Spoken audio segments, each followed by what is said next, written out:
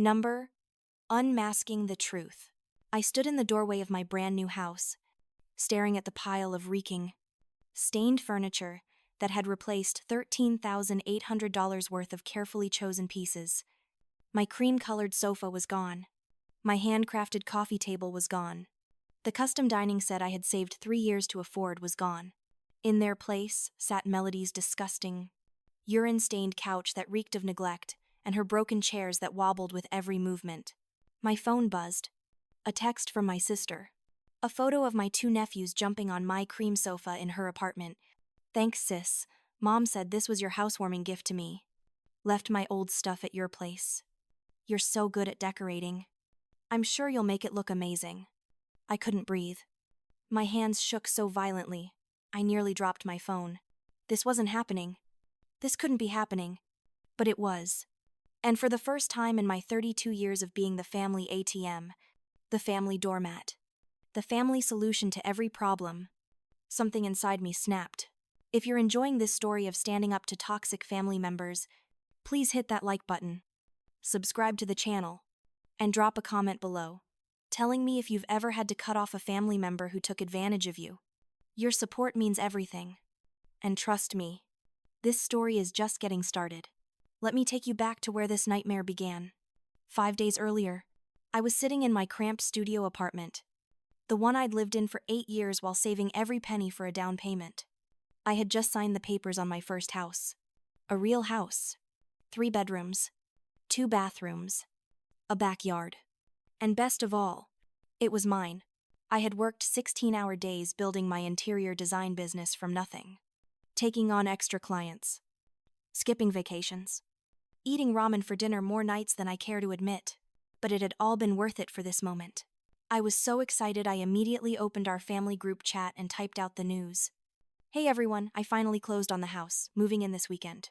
Planning a housewarming party in 2 weeks. Can't wait for you all to see it." The responses came in quickly. Dad sent a thumbs up emoji. Melody sent 3 party emojis. And then Mom's message appeared. "That's wonderful. Sweetheart, I'm so proud of you. Would you like some help getting the furniture delivered and set up?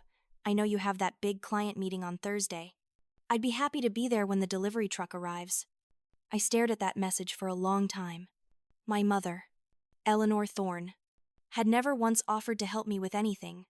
Not when I put myself through college. Not when I started my business. Not when I maxed out my credit cards paying off Melody's gambling debts so her kids wouldn't end up homeless. But here she was, offering to help. Maybe. I thought, maybe things were finally changing. Maybe she finally saw me as more than just a bank account. That would be amazing. "Mom," I typed back. "The furniture is being delivered Thursday at noon.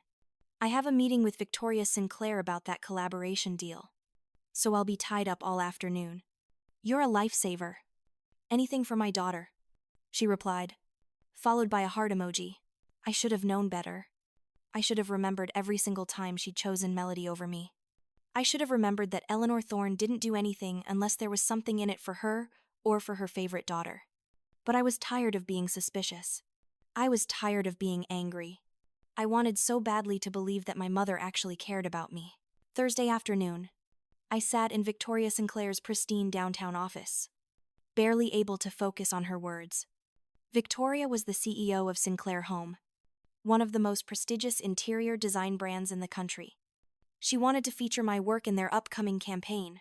This was the opportunity of a lifetime, the kind of break that could transform my entire career. But all I could think about was whether the delivery had gone smoothly, whether Mom had arranged everything properly, whether my new house was finally starting to feel like home. "Harper," Victoria said, her sharp eyes studying me. "Are you with me?" "Yes, absolutely," I said, forcing myself to focus. "I'm sorry. I'm just excited about this collaboration." She smiled, a rare expression on her usually stern face. "As am I. Your portfolio shows exactly the kind of modern yet warm aesthetic we're looking for. I'd like to schedule a photo shoot at your new home. I understand you just moved in." My heart leapt. "Yes. Just this week, actually." "Perfect. Fresh spaces photograph beautifully. Shall we say Tuesday morning, I'll bring the photographer and the Sinclair curtain collection we discussed. Tuesday would be perfect, I said, trying to keep my voice professional, while inside, I was screaming with joy. When I finally left Victoria's office 3 hours later, the sun was setting. I drove through the city streets toward my new neighborhood, my mind racing with possibilities. This collaboration with Victoria Sinclair would put me on the map. No more scrambling for clients. No more wondering if I could make rent. No more being the family failure who everyone pitied while they bled me dry. I pulled into my driveway as darkness fell.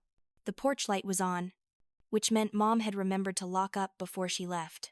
I grabbed my bag and practically ran to the front door, my key already in hand. I pushed the door open and reached for the light switch. The smell hit me first. Stale. Musty. Wrong. My hand found the switch and light flooded the living room. I couldn't process what I was seeing. Where my cream-colored Italian leather sofa should have been sitting against the far wall, there was instead Melody's disgusting brown couch, the one I'd seen in her apartment 100 times, with its permanent stains and sagging cushions. Where my glass and chrome coffee table should have gleamed, there was her scratched wooden one, with cigarette burns along the edges. My carefully chosen dining set had been replaced with her mismatched chairs and wobbly table. I walked through the house in a daze. Every single piece of furniture I'd ordered, every carefully selected item that represented years of saving and dreaming, was gone. In their place was Melody's garbage. The furniture she should have thrown away years ago but kept because, as she always said, it still works. Doesn't it? My phone buzzed in my pocket. With shaking hands, I pulled it out. Another message from Melody. The photo of my nephews on my sofa. That smug message thanking me for the gift. And then, as I stood there staring at my phone, another message came through. Mom said you wouldn't mind. You live alone anyway, you don't need all that fancy stuff. I have 2 growing boys to think about. I called Mom. It rang 4 times before she answered. Harper. Sweetie. How was your meeting? Where is my furniture? My voice sounded strange to my own ears. Flat. Cold. Oh. Well, I meant to call you about that. When the delivery men arrived, I was thinking about poor Melody and those boys in that tiny apartment with that awful old furniture. And I realized you were being selfish, keeping all that beautiful new furniture to yourself when you don't even have children. So I had them deliver it to Melody instead. She needs it so much more than you do. You had them deliver my furniture, that I paid for with my money, to Melody's apartment. Well, when you put it that way, you make it sound bad. I'm just trying to help both my daughters. You know Melody is struggling. You have your career. You don't need all those material things. Family shares. Harper. That's what family does. Did you ask me first? There was a pause. I knew you'd say no. Because it's my furniture, I bought it. It's not yours to give away. Don't you raise your voice to me. Young lady, I am your mother. And after everything I've done for you, after I drove all the way across town to be there for your delivery, this is the thanks I get. You've always been selfish. Harper, always thinking about yourself. Melody has children. Real responsibilities. Not just some hobby business. I hung up. I didn't throw the phone. I didn't scream. I simply ended the call and stood in the middle of what was supposed to be my dream home, surrounded by the physical manifestation of 32 years of being used. My phone rang. Mom calling back. I declined it. It rang again. Declined. A text appeared. How dare you hang up on me? Another text from Melody. Don't be mad at Mom. She was just trying to help me.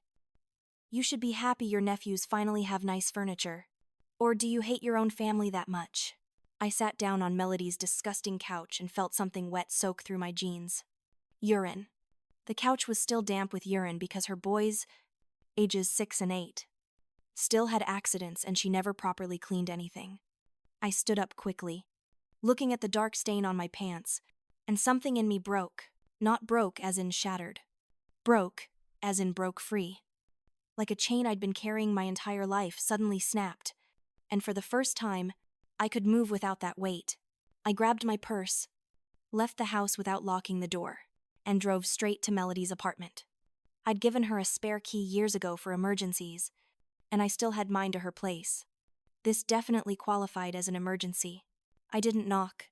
I used my key and shoved the door open so hard it slammed against the wall. The sound echoed through her small apartment. And there, in the cramped living room, was my entire life savings worth of furniture, crammed together like pieces in a storage unit. Mom sat on my cream sofa, a cup of tea in her hand, looking perfectly at home. Melody stood by the kitchen counter, her face shifting from surprise to defiance in an instant. "What the hell is wrong with you people?" I didn't yell. My voice was quiet, which somehow made it more terrifying.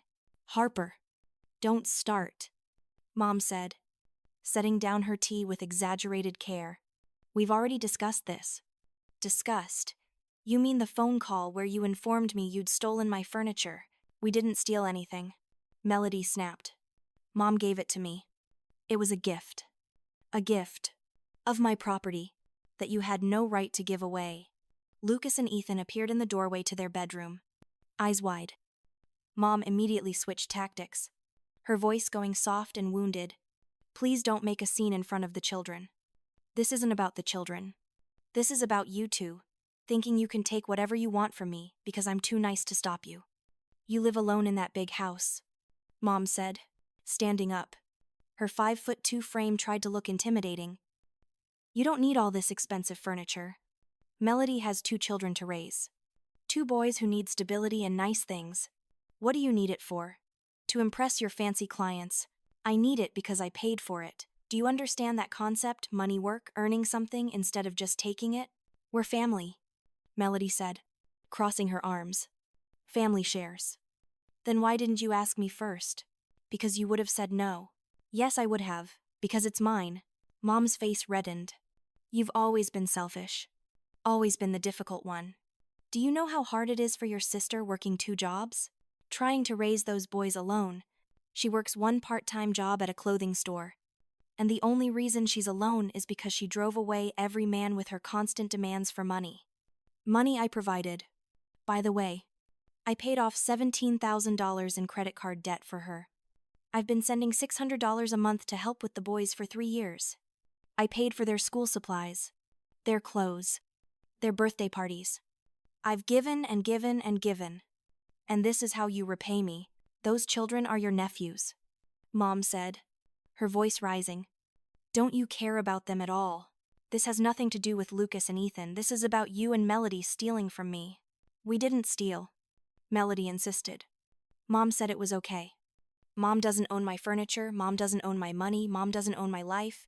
Well, maybe if you weren't so stuck up and selfish, you'd understand that family comes first." Melody shot back. I stared at her, really looked at her. My younger sister, 30 years old, still living like a teenager, still expecting everyone else to solve her problems.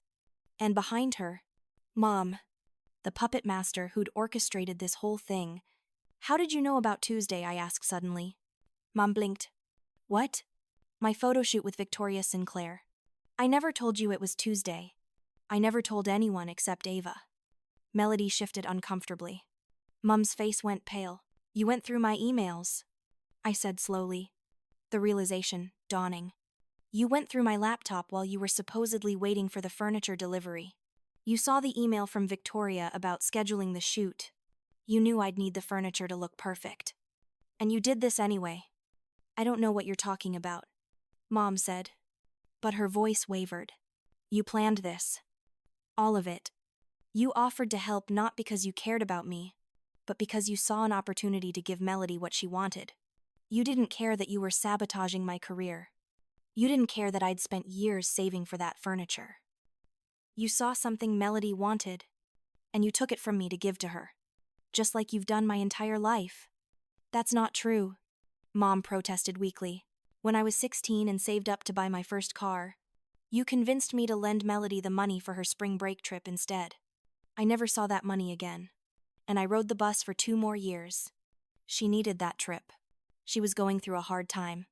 When I got the scholarship to state, you told me I should go to community college instead, so the money you'd saved for my education could go to Melody's wedding. A wedding that cost $40,000 and ended in divorce 18 months later. How was I supposed to know they'd get divorced? When I started my business, you told everyone I was wasting my time and should get a real job so I could help support Melody and the boys. Someone had to help her. Why did it always have to be me? My voice finally rose. Years of suppressed emotion, pouring out. Why was I the one who had to sacrifice? Why was I the one who had to give up my dreams? My money. My life. So Melody could have whatever she wanted. Lucas and Ethan had started crying. Melody rushed to them, pulling them close. Look what you've done. She hissed at me. You've scared them. I knelt down, eye level with my nephews. I'm sorry I scared you guys. But sometimes adults have to have difficult conversations. I love you both very much. But this is between me and your mom and grandma. Are you really going to take away our new furniture? Lucas asked. His voice small. That furniture was never yours. Buddy, it was always mine. Your mom and grandma made a mistake. I stood up and looked at Dad, who'd been standing silently in the corner the whole time. Are you going to say anything? Or are you just going to stand there like always? Richard Thorne cleared his throat. Melody, you should give your sister her furniture back. Mom whipped around. Richard, don't you dare. He wilted immediately. Shoulders hunching, voice dropping. Well, I just think, maybe, if it's Harper's furniture. It's fine. I interrupted. Don't bother. Dad, I know where you stand. You've made that clear for 32 years. I pulled out my phone and dialed 911. What are you doing? Mom demanded. The dispatcher answered. 911. What's your emergency? I need to report a theft. My mother and sister stole $13,800 worth of furniture from my home and moved it to a different location without my permission. Mom lunged forward, trying to grab my phone, but I stepped back. She's now attempting to assault me. I added calmly into the phone. Ma'am, are you in immediate danger? The dispatcher asked. I'm not sure. There's 3 adults here, one of whom just tried to physically take my phone from me. Officers are being dispatched to your location. Please stay on the line. Melody grabbed the boys and took them into their bedroom. Slamming the door, Mom rounded on Dad. Do something. Call someone. She's having us arrested. Dad just stood there, looking smaller than I'd ever seen him. The police arrived within 10 minutes. 2 officers, 1 male and 1 female. I showed them my receipts for all the furniture, photographs I'd taken of it being delivered to my house that morning before my meeting, and the text messages from Melody thanking me for the gift that proved they knew this wasn't actually their furniture. The female officer looked at Mom and Melody, who'd emerged from the bedroom. Ma'am, do you have any documentation showing this furniture was given to you? I'm her mother, Eleanor said indignantly. She doesn't need to give me documentation. This is a family matter. Actually, ma'am, theft is a legal matter. Regardless of family relationships, your daughter has proof of purchase and proof that you took the items without her consent. That's called theft. I had consent, Mom insisted. I was helping with the delivery. Did she tell you to have the furniture delivered to this address? Silence. Did she tell you to give it to your other daughter? More silence. The male officer turned to me. Ma'am, how would you like to proceed? I want my furniture back. All of it. And I want it back tonight. You can't be serious. Melody said.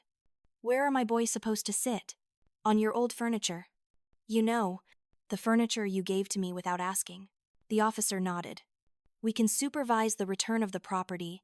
You'll need to arrange for transport. I called Owen Miller. We'd been working together on a couple of projects, and he had a truck and a crew. Hey Harper, what's up? I need help moving some furniture. Tonight. It's urgent. Everything okay? Not really. But it will be. Send me the address. I'll be there in 30. Melody and Mom had to pack up every single piece of my furniture while the officers watched. Melody complained the entire time. Mom did everything with tight-lipped fury, slamming drawers and scraping chair legs across the floor. I didn't help. I stood there and watched, arms crossed, feeling something I hadn't felt in years. Power.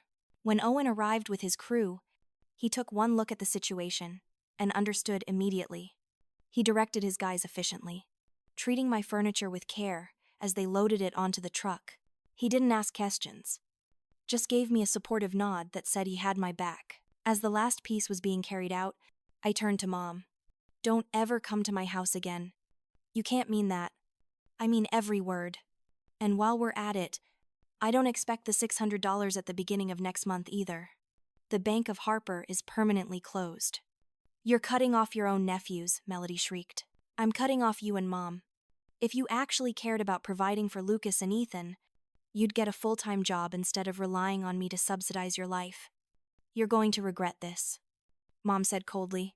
The only thing I regret is not doing this sooner. I followed Owen's truck back to my house. We unloaded everything, and though I could see marks on my coffee table and a stain on my sofa where one of the boys had spilled something, most of it was salvageable. Owen's crew left around midnight. Owen stayed. You want to talk about it? He asked. Not really, but thank you for coming. You didn't have to. Yes, I did. That's what friends do. He paused. Actually, I'd like to think we're more than friends. I looked at him. Really looked at him. For the first time all evening, Owen Miller, with his kind eyes and strong hands and the patience to show up at midnight to help me reclaim my furniture from my toxic family. I'd like that too. He smiled. Good. Now get some sleep. I'll come back tomorrow and help you rearrange everything properly. After he left, I walked through my house, touching each piece of furniture like I was making sure it was really there. Then I went upstairs, showered away the awful day, and climbed into my bed. My bed, in my house, that I'd earned with my own hard work. The next morning, I woke up to 17 missed calls and 43 text messages, most from Mom and Melody, a few from various aunts and uncles who'd apparently heard Mom's version of events. All of them called me selfish, ungrateful, heartless. I read through them once, then blocked every number. Dad sent one text. Your nephews miss you. Please reconsider. I didn't block Dad, but I didn't respond either. I spent Saturday with Owen, rearranging furniture and having the sofa professionally cleaned. Ava came over with lunch and wine. We sat on the floor eating takeout, and I told them everything. About damn time, Ava said, raising her glass. I've been waiting for you to cut them off for years. Why didn't you say something? Would you have listened? No. Exactly. You had to get here on your own. Sunday, I ignored more calls and messages. Monday, I went to work and told the story to a few close colleagues. By Tuesday morning, I'd almost convinced myself I could handle the photo shoot despite everything that had happened. Then my phone rang.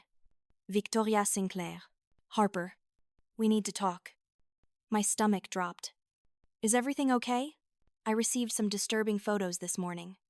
Someone sent images of curtains from the Sinclair collection displayed in what appears to be a very run-down apartment.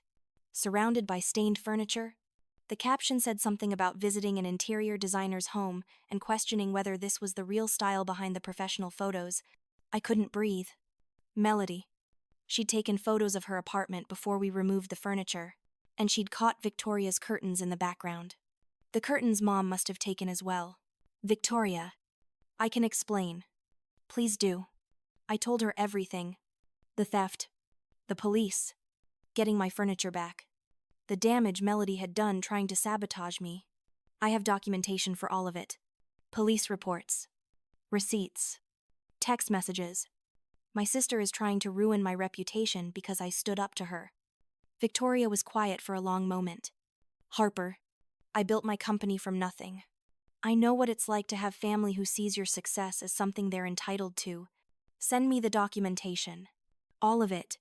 And I'll see you Tuesday morning as planned. You're not canceling the shoot. Absolutely not. In fact, I'm doubling down. We're going to make your house look so stunning that no one will ever question your talent again. And Harper, I'm proud of you for standing up for yourself. Tuesday morning, Victoria arrived with her photographer, her assistant, and enough equipment to shoot a magazine cover. We spent 6 hours transforming my house into something from a design journal. Victoria brought extra pieces from her showroom to supplement what I already had. She styled each room personally. This is your moment, she told me, as the photographer shot the living room from every angle. This is where you show them that you can't be broken.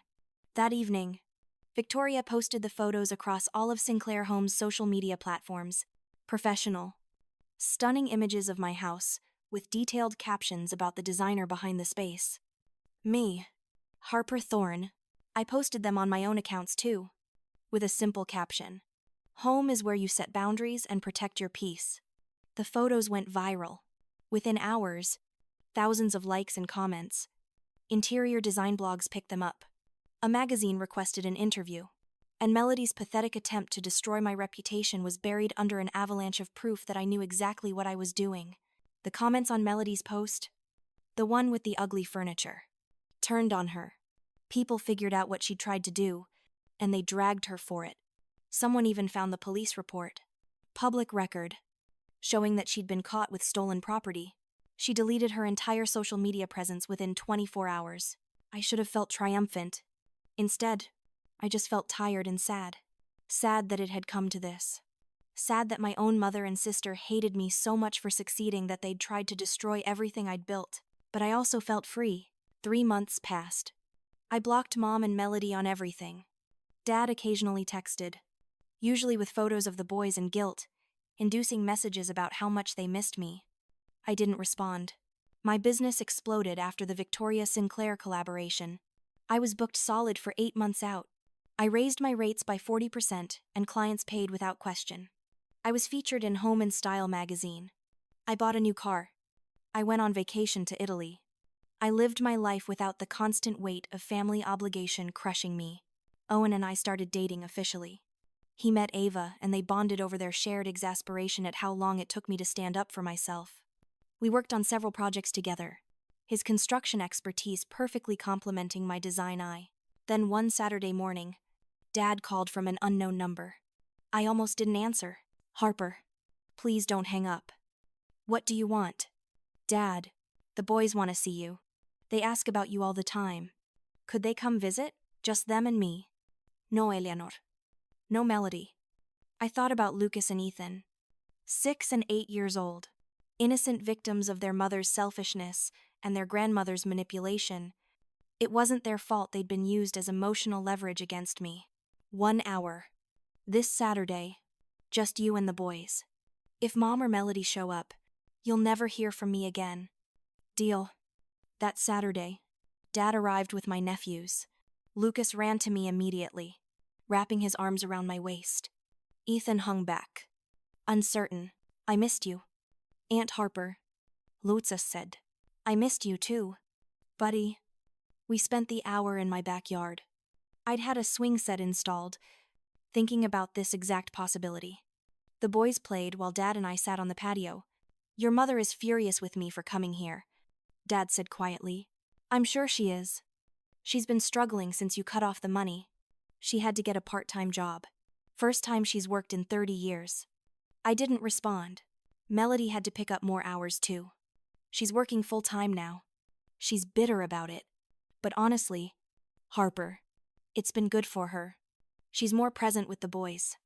More responsible. Good for her. What you did. Standing up to them. It was brave. I should have done it years ago. I should have protected you from their expectations. I was a coward. And I'm sorry. I looked at my father. This man, who'd let his wife run roughshod over his daughters for decades. Why didn't you? Because it was easier to let her have her way than to fight. And I'm ashamed of that. You deserved better.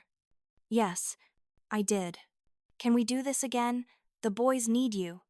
I need you. Just the 3 of you. Never with Mom or Melody. Agreed. Over the following months, I established a new relationship with Dad and my nephews. Once a month, they'd come over. We'd have lunch, play games. Sometimes Dad and I would talk about real things. He told me about his own childhood, about learning to disappear to avoid conflict. I understood him better, even if I couldn't forgive him for all those years of silence. Mum sans letters. I threw them away unopened. Melody tried to contact me through mutual friends. I told everyone who mentioned her name that the subject was closed. Then came the day Victoria Sinclair called with another opportunity. A full feature in Home & Style.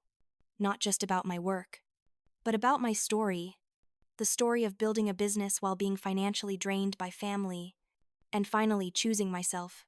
It's powerful, Victoria said, and it will resonate with so many women who feel obligated to sacrifice themselves for family.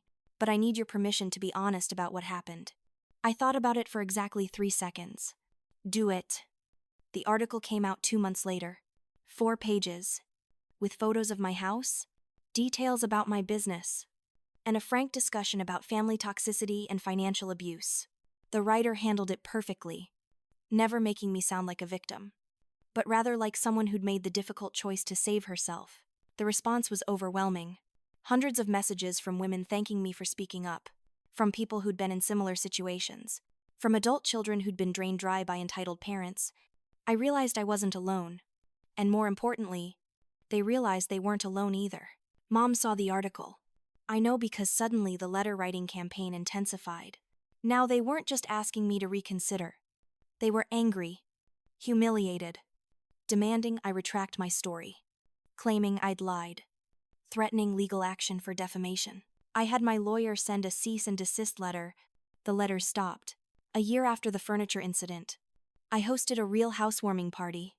Owen, now my boyfriend of 10 months, helped me set up. Ava brought her new partner. Victoria came, which shocked everyone. Colleagues from work, friends I'd made through my business. Dad brought the boys for the first hour, then took them home. Before the adult party really started, I stood in my living room, looking at all these people who'd chosen to be in my life, who supported me, who celebrated my success without trying to take from me. And I felt complete. Happy, Owen asked, slipping an arm around my waist. Very good, because I have something for you. He handed me a small box. I opened it to find a key. What's this? Key to my place. I figured, since we're always at one house or the other, might as well make it official. Move in together. I looked at him. This man who'd shown up at midnight to help me fight for what was mine, who'd stood by me through all the family drama, who'd never once asked me for anything except my company. Yes, the party continued late into the night. People laughed and drank and filled my house with warmth. As I was saying goodbye to the last guests, my phone buzzed. A text from an unknown number. I hope you're happy now. You destroyed this family. Mom is on antidepressants because of you. I can barely afford groceries for my kids. Was it worth it? Harper. Was your precious furniture worth ruining your family? Melody. She'd gotten a new number to bypass my block. I stared at the message for a long time. Then I typed back one sentence. Yes, it was. I blocked the number, put my phone down, and walked back inside my house. Owen was in the kitchen, cleaning up. I joined him, and we worked side by side in comfortable silence. 2 weeks later, Victoria called with the biggest opportunity yet, a partnership with Sinclair Home. My own line of furniture, a 6-figure contract, everything I'd ever dreamed of. There's one condition, Victoria said. We want to feature your house as the primary showcase for the line. The house where it all began. The house you fought for. Absolutely. The furniture line launched 6 months later. Harper Thorne Collection for Sinclair Home. Modern. Comfortable. Affordable luxury. It sold out in 3 weeks. We had to double production. I sent Dad a dining set from the collection as a gift. He sent back a photo of him and the boys sitting around it. Huge smiles on their faces. On the back, he'd written, "Proud of you." I framed it and hung it in my office. Mom made one last attempt to reconcile a year and a half after the furniture incident. She showed up at one of my clients' houses during a consultation. She'd somehow found out where I'd be, probably through stalking my professional social media. Harper, please, can we just talk? My client, a lovely woman in her 60s, looked at me questioningly. I shook my head. This is my mother. She's leaving. I just want to talk to my daughter. You have 30 seconds before I call security. After everything I did for you, raising you, sacrificing for you, this is how you treat me. You didn't sacrifice for me. You sacrificed me. There's a difference. You're my daughter. You owe me respect. I owed you respect when you were acting like a mother. You stopped being my mother the day you stole from me to give to your favorite child. Security arrived. Mom left, screaming about ungrateful children the entire way. My client, Mrs. Peterson, waited until Mom was gone before speaking. I did the same thing with my daughter 15 years ago. Cut her off completely. She was bleeding me dry for her drug habit. It was the hardest thing I ever did. And also the best thing, you're stronger than you know. Harper, thank you. I'm sorry you had to witness that. Don't be. It's good for people to see that sometimes walking away is the most loving thing you can do. For yourself and for them. 3 years after the furniture incident, Owen proposed. We got married in a small ceremony in my backyard. Ava was my maid of honor. Dad walked me down the aisle. Lucas and Ethan were ring bearers, looking adorable in their little suits. Mom and Melody weren't invited. I didn't think about them once that day. Victoria gave a toast that made me cry. To Harper, who taught me that sometimes the bravest thing you can do is choose yourself. Dad's toast was shorter. To my daughter, who's stronger than her old man ever was. I'm sorry it took me so long to tell you that. Owen's toast was simply, to my wife, who taught me that love means supporting someone's boundaries, not breaking them down. As we danced our first dance, Owen whispered in my ear, "Any regrets?" I thought about the question. About Mom, somewhere out there, probably bitter and angry. About Melody, hopefully learning to stand on her own feet. About the years I'd wasted trying to earn love from people who saw me as nothing but a resource. Not a single one. 5 years after the furniture incident, I'm sitting in my home office, which is now twice the size it was. The Harper Thorne collection has expanded to include 3 different lines. I have 8 employees. I was named one of the top designers under 40 by Design Magazine. Owen and I are talking about buying a second house as an investment property. Dad and the boys come over every other weekend. Lucas is starting middle school. Ethan wants to be an architect. They call me regularly, tell me about their lives, ask for advice. Melody got remarried, apparently to a man with money. And according to Dad, she's finally backed off the constant drama. Mom, I heard through distant relatives, moved to Arizona to live with her sister. She tells people she has one daughter who's too busy for family. Sometimes people ask me if I miss them, if I regret the way things ended. The answer is always the same. No. What I regret is all the years I spent setting myself on fire to keep other people warm. What I regret is every boundary I failed to set. Every time I said yes when I meant no. Every sacrifice I made, thinking it would finally be enough to earn their love. But I don't regret walking away. I don't regret choosing myself. I don't regret the life I built after I stopped letting them tear it down. My life now is peaceful, successful, full of people who love me for who I am, not what I can give them. And my house, the one that started this whole journey, is exactly what I always dreamed it would be. A home. My home, where no one takes from me without asking, where my boundaries are respected, where I'm valued not because I'm useful but because I'm me. And that cream-colored sofa, it's still here, in perfect condition. A daily reminder that sometimes the kindest thing you can do for yourself is to stop being kind to people who don't deserve it. You know what I learned through all of this? That family isn't defined by blood. It's defined by respect, by reciprocity, by love that doesn't come with conditions or price tags. And sometimes the most powerful thing you can say to toxic family members is a simple word: no. Have you ever had to cut off a family member who was taking advantage of you? How did you find the courage to set those boundaries? Drop your story in the comments below. If this resonated with you, hit that like button and subscribe. Sometimes the stories we need to hear most are the ones about people who chose themselves and never looked back. Because you can't pour from an empty cup, and you can't save drowning people by drowning with them.